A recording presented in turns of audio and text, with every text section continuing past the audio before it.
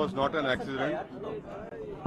It was a pre-planned murder because you cannot barge into anyone's house with a mob and assaulting each and every member of the family and using bricks, and that too dragging a person from first floor, beating him over there and killing him in cold-blooded. This is a murder, pre-planned murder. This cannot be accident at all. And people who are saying it's an accident, they are trying to openly support the perpetrators who have done such a heinous crime of killing a person in such a way. Mahesh Sharma साहब हिंदुस्तान के cultural minister हैं और अफसोस इस बात का है कि जिस मिनिस्टर ने हिंदुस्तान के कॉन्स्टिट्यूशन के ऊपर ओथ लिया है उनमें इतनी हिम्मत नहीं है, इतनी इंटेलेक्चुअल ऑनेस्टी नहीं है कि वो इस वाक़े को कंडेम करते, अनकंडीशनल उसको कंडेम करते और इस बात का डिमांड करते, मुतालबा करते कि जिस किसी ने ये किया है इसको सख्त सज़ा मिलनी चाहिए। इसलिए कि वो और उनके प्रधानमंत्री ये कहते हैं कि सबका साथ सबका विकास, इंडिया फर्स्ट।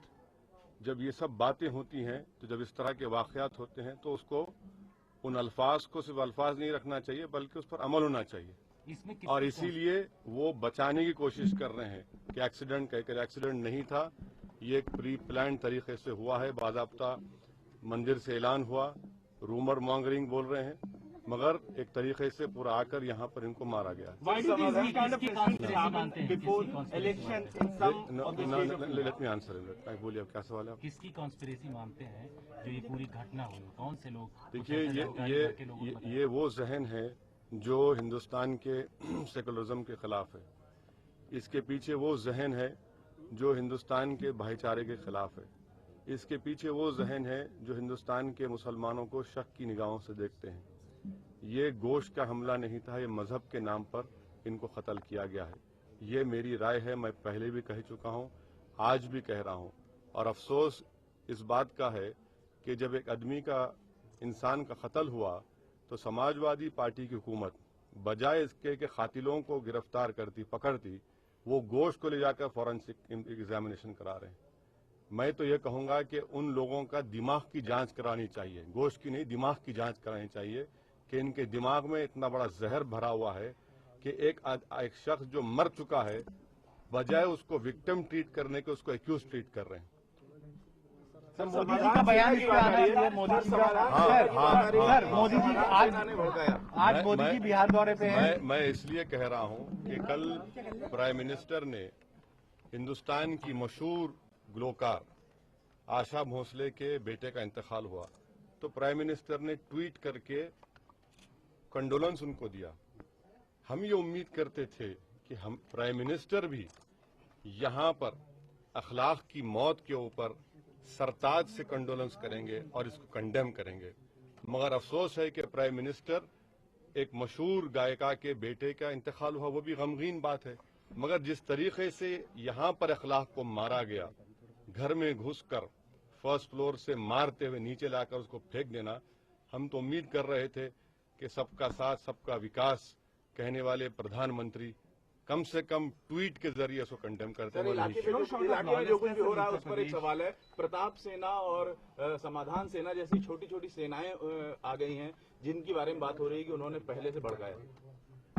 पूरी जांच होनी चाहिए। जो कोई भी खाती है, जो कोई भी मुलजिम इसमें है, उसको गिरफ्तार करने की बेहद जरूरत है। जजहार में भी, हरियाणा में 7 दलितों को 2002 में पुलिस स्टेशन से निकालकर उनको जान से मार दिया गया था। वो देर लगी, 7 साल के बाद उनको सजा हुई।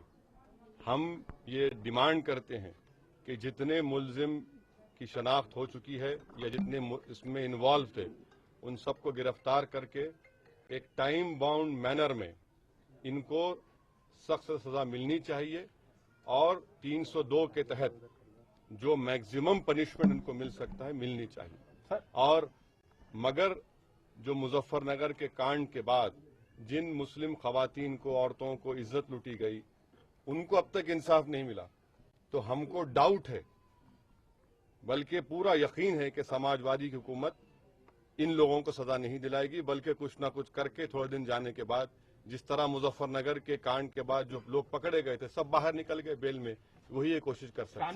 सर आजम खान जी का बयान आया है sir. Yes, if the family, whatever is the family demanding, I support that demand. Sir Azam Khan ji का बयान आया है कि संसद में वेस्टर्न यूपी में लगातार इस तरीके की बात हो रही है। मुजफ्फरनगर भी वेस्टर्न यूपी का इलाका, ये भी। तो क्या लगता है आपको ये कि ऐसा एरिया है जिसको सबटाइज करने की पूरी तरीके से कोशिश की जा रही है? अफसोस ये है कि याद रखिए कि इस तरह के वाकयात होंगे तो ये हमारे मुल्क के लिए ठीक नहीं है। सवाल वेस्टर्न यूपी का नहीं है, हमारे मुल्क के लिए ठीक नहीं है। सर जब हम हमारी इकोनॉमी को 10%, 9% ग्रो कराना चाहते हैं, जब हम ये चाहते हैं कि सिक्योरिटी काउंसिल में हम मेंबरशिप हमको मिले, इस तरह के वाकयात इन चीज़ों को, हमारी तमाम चीज़ों को गलत मैसेज देगी और हमारी इकोनॉमी ग्रो नहीं होगी। याद रखिए, इस तरह के झगड़े पंचायत चलते रहेंगे, हमारी इकोनॉमी नहीं ग्रो होगी। अगर हम $100 बिलियन का फॉरेन इन्वेस्टमेंट चाहते हैं, क्या मैसेज दे रहे हैं हम तमाम दुनिया को कि एक मुसलमान को सिर्फ उसके मजहब के नाम पर घर में घुसकर उसको मारा गया? ये गलत बात। आजम खान जी का बयान आया है कि संसद के अंदर इसका जो एक कानून बने, जो पशुओं को काटा जाता है उसके खिलाफ मोदी कानून लाएं। और दूसरा उन्होंने कहा है कि जो बूचड़ खाने हैं उससे आरएसएस और बीजेपी का मैं उनसे संबंध है। यही गुजारिश करूंगा कि उनकी जो जिम्मेदारी है वो उसको निभाएं। वो मुजफ्फरनगर के इंचार्ज मिनिस्टर थे, जिन लोगों को पकड़ा गया उनकी जिम्मेदारी है उनको सबको सब सजा दिलाए। वो मुस्लिम फेस है समाजवादी के, उनको यहाँ आना चाहिए था, मुझे नहीं आना चाहिए, उनको यहाँ आना चाहिए था। आकर उस ज़ईफ माँ जो बैठी हुई है उसके बहते आंसू को पोंछने की जरूरत थी, मगर वहां बैठकर बयान दे रहे हैं। आप खुद अंदाजा लगाइए उनकी सोच का। राजनीतिक फायदा